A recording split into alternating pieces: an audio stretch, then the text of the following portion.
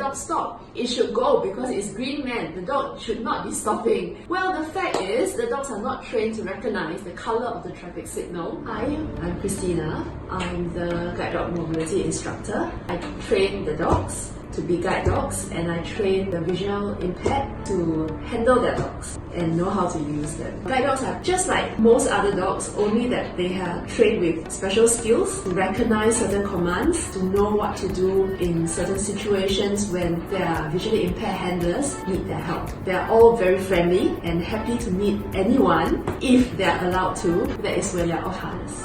What are some challenges I face while training the dogs? Every dog is different, just like every child is different. You need to know the dogs before you are able to have a rapport with them and teach them what you want them to do. What are the positive experiences that I've had? Is it hard to let go of the dogs that I have trained? Yes, in some ways. It's always very encouraging to see the dogs coming in being almost puppies and going out after training, fully trained and ready to guide their visually impaired handlers.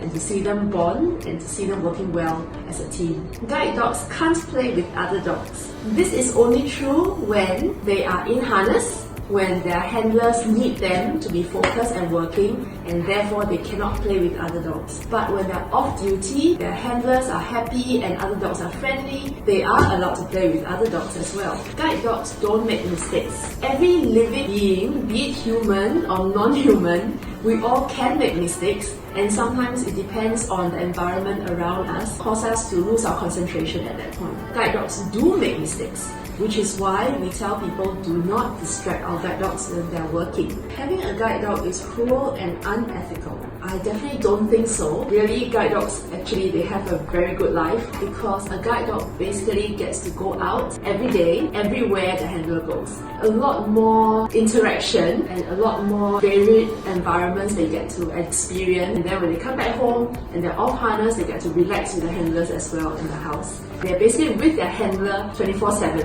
In and of itself, I think it's a greater privilege than any of your pet dogs at home who only see you in the times when you're home.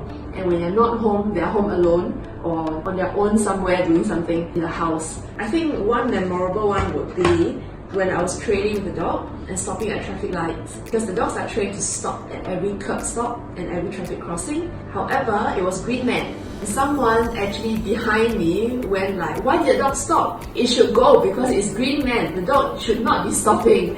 Well, the fact is, the dogs are not trained to recognize the color of the traffic signal, but they're trained to stop at the traffic crossing, and the handlers would tell them when it's time to move on, which is why it's important for the handlers to take note of the traffic signals that is going on around them, be it the traffic light crossing signal or the direction of the cars that's going past them.